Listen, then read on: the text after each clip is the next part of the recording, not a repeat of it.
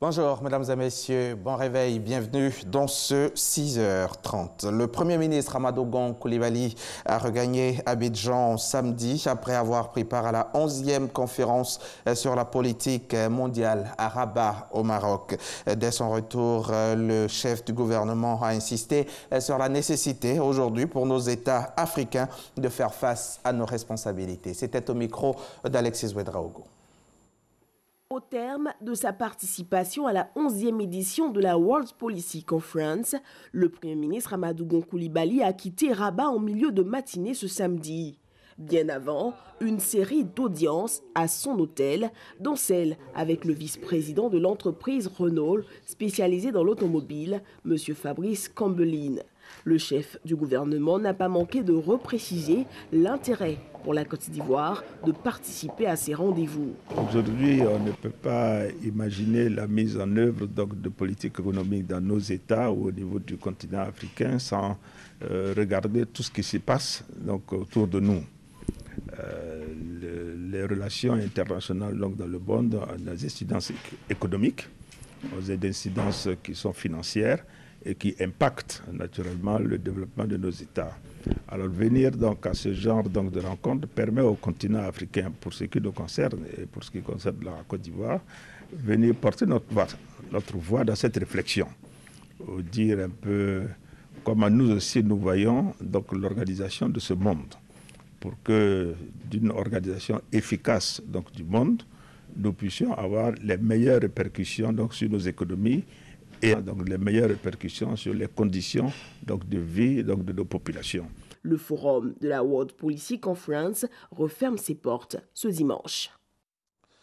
Et ici en Côte d'Ivoire, sachez que le pays bénéficie d'une visite de la gouverneure générale du Canada.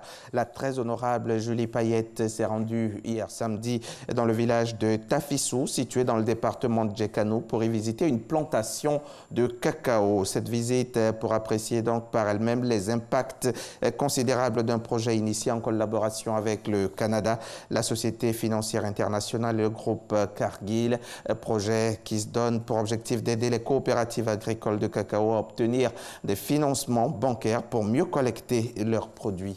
Herman Guivet y était aussi pour RTI. Une invitée de marque sur la route des champs du village de Tafissou, dans la préfecture de Djekanou. Son Excellence, la très honorable Julie Payette, gouverneure générale du Canada. Le site visité, un champ de cacao dont le propriétaire est membre d'une coopérative bénéficiaire d'un projet baptisé Doni Doni, réalisé en collaboration avec le gouvernement du Canada, la société Cargill et la Société financière internationale. Vous, votre cacao, vous le vendez à qui? On vend la coopérative. D'accord, la coopérative, qui dirige. Entre feuilles séchées et plants de cacao, la gouverneure générale du Canada, Julie Payette, se fait expliquer le mécanisme d'exploitation et d'entretien d'une plantation de cacao. Avec ça, on est obligé de planter, serrer un peu les plants pour pouvoir nettoyer un peu. Les questions fusent, les réponses aussi. Pendant au moins 6 jours, le 7e jour, on en est pour aller sur le séchage. Puis instant dégustation, fèves et jus de cacao. Le cacao, l'un des fers de lance de l'économie ivoirienne.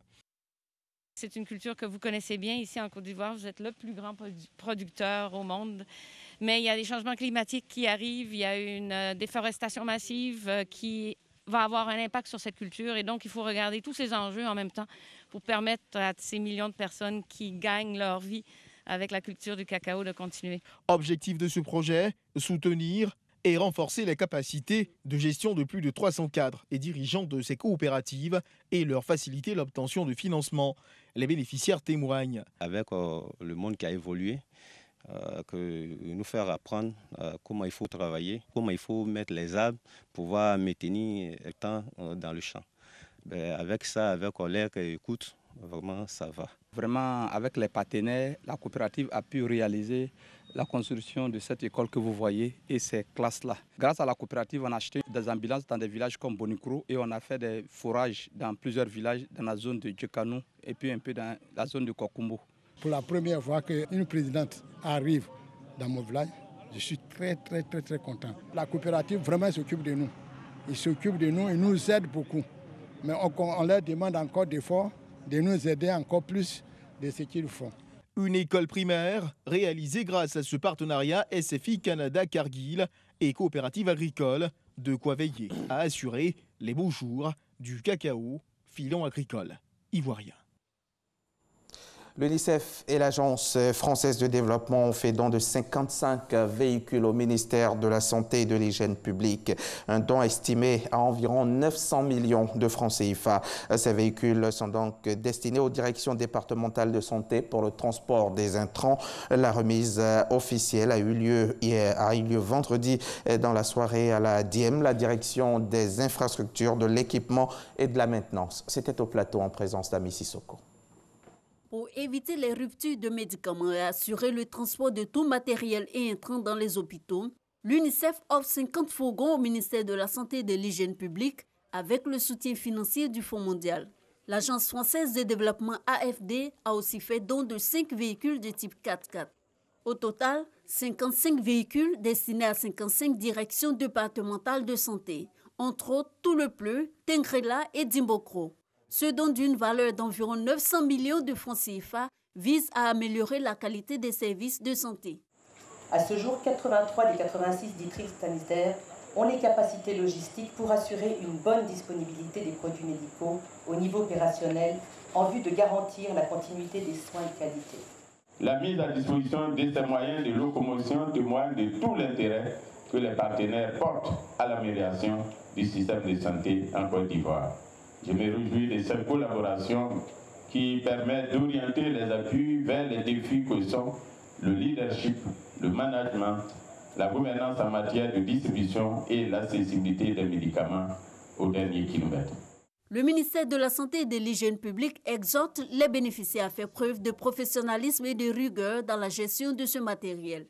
Lorsque nous avons des structures sanitaires qui sont éloignées, que nous devons nous rendre avec les doubles cabines, parfois c'est difficile parce qu'il faut faire plusieurs allers-retours. Aujourd'hui, avec ces fourgonnettes, nous pouvons, avec un seul tour, servir beaucoup de centres de santé.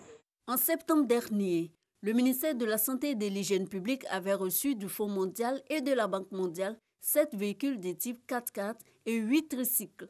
Tous ces dons s'inscrivent dans le cadre du Plan national de développement sanitaire 2016-2020.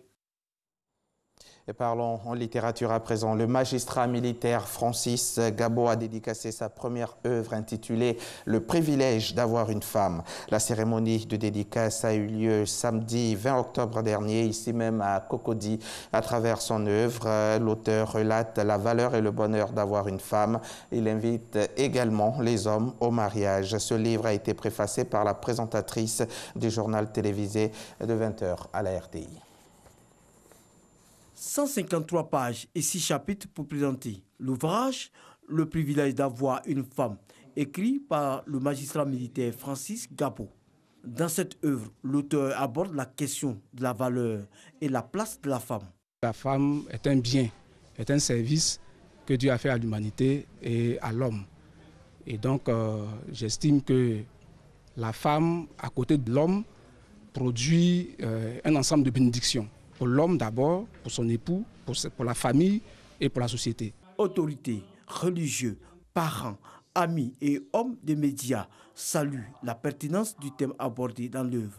Le titre du livre est révélateur même de l'intérêt de cet ouvrage. Le privilège d'avoir une femme. C'est-à-dire que c'est la chance d'avoir une femme. Tout homme qui a une femme a donc la chance. Je pense que le livre lui-même, dans son fond, est d'un intérêt certain qu'il faut aborder de toutes parts au niveau de l'Afrique et même au niveau du monde entier. Lorsque c'est une femme qui parle d'elle-même, ça fait bizarre, mais lorsque c'est un homme qui parle de la femme, il n'y a rien de plus gratifiant, il n'y a rien de plus flatteur. Et c'est un grand conseil qu'il donne à tous les hommes, à toutes les femmes, afin que nous recherchions vraiment le bonheur dans nos foyers, pour que cela se réjaillisse un peu sur la société et que la paix soit le partage de tout un chacun. Francis Gabo est à son premier ouvrage. À travers son livre, il exhorte également les hommes à se marier. Cette œuvre a été préfacée par la présentatrice du journal télévisé de RTI1, Marie-Laure Ngora. Reportage signé Issa Chonoyo. Après 3 années passées dans le bois sacré pour préparation, la sortie officielle des guerriers de la catégorie Blessoué Agban de Bingerville a marqué la fête de génération du peuple Atchan des 13 villages de la commune. Cette sortie est le symbole de la maturité et donnant droit à cette catégorie de se prononcer dans les prises de décision au cours des réunions communautaires. Frédéric Oulaye et Patricia Omouetia. Une ambiance créée par le son du vuvuzela et des ustensiles de cuisine. Des sonorités qui annoncent la sortie officielle de la catégorie guerrière dénommée Blessoué Agban du village d'Akoué-Santé dans la commune de Bingerville. Ici, les populations venues de 13 villages de Bingerville vivent au rythme de la fête de génération au pays Atchan.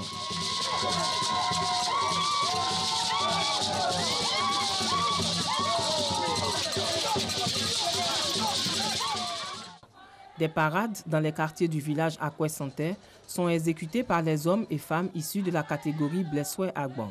Cette démonstration de la danse guerrière vient affirmer la suprématie des nouveaux guerriers.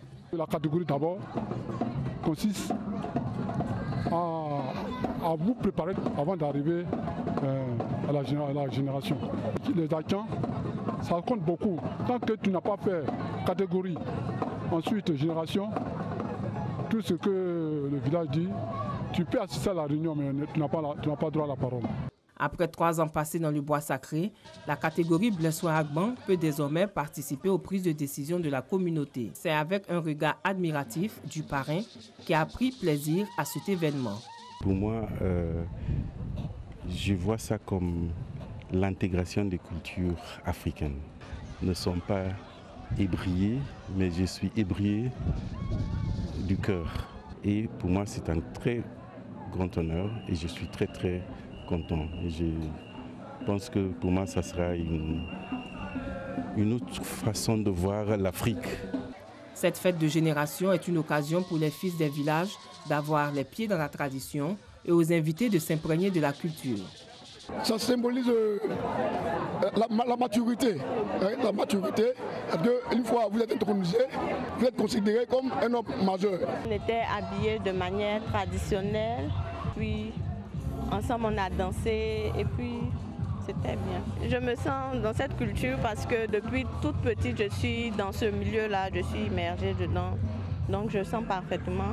On a appris sur la culture du peuple Atchan, comment est-ce que la sortie du guerrier se fait. Depuis 6 ans, il y a un qui est sorti qui s'appelle le balayeur. Maintenant, il y a un deuxième qui vient de sortir. Et on attend donc le samedi pour que les 3 puissent sortir ensemble. Et puis bon, c'est la fête, on s'amuse quoi. Rituels et initiation des futures générations ont été les temps forts de cette fête de génération qui dure une semaine. C'était un reportage de Frédéric Oulaye dans un commentaire de Patricia Omouetia. L'actualité internationale pour refermer ce journal. Le président de l'Assemblée nationale centrafricaine, Abdou Karim Mekassoua, a été destitué vendredi dernier après le dépôt d'une pétition la semaine dernière l'accusant notamment de détournement de fonds et de favoritisme. Après plusieurs heures de débat dans l'hémicycle, les députés centrafricains ont voté à bulletin secret. Il fallait 93 voix pour faire tomber le président de l'Assemblée nationale. 98 se sont finalement exprimés en faveur de sa destitution. Et puis, 11 personnes ont été tuées et 6 blessées à Pittsburgh, en Pennsylvanie, aux États-Unis, hier samedi, quand un tireur a ouvert le feu dans une synagogue de la ville. La motivation du tireur, qui a été inculpé de 29 chefs d'accusation pour crimes fédéraux, n'était pas connue dans l'immédiat. Il s'agirait d'un homme de 46 ans nommé Rob Rowers. Il déversait souvent sa haine sur les réseaux sociaux, détestait particulièrement les Juifs et n'était ainsi pas fan de Donald Trump, à son goût, pas assez extrême et manipulé. Il sera poursuivi pour crimes antisémites et risque la peine de mort. C'est la fin de ce journal. Merci de l'avoir suivi. Je vous retrouve dans quelques heures seulement.